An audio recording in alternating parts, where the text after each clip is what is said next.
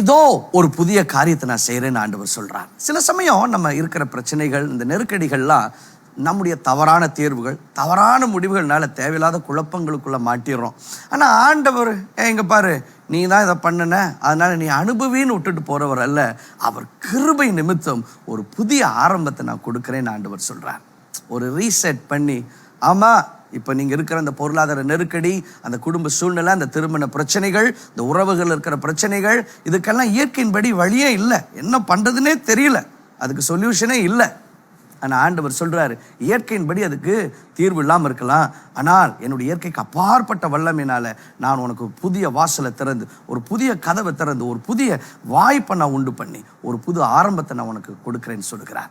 இது ஆண்டவர் உங்கள் பொருளாதாரத்தில், குடும்ப வாழ்க்கையில், ஆவிக்குரிய வாழ்க்கையில், எல்லாவற்றிலும் ஆண்டவர் ஒரு புதிய ஆரம்பத்தை கொடுக்க விரும்புகிறார். ஆமேன்னு சொல்லுவீங்களா?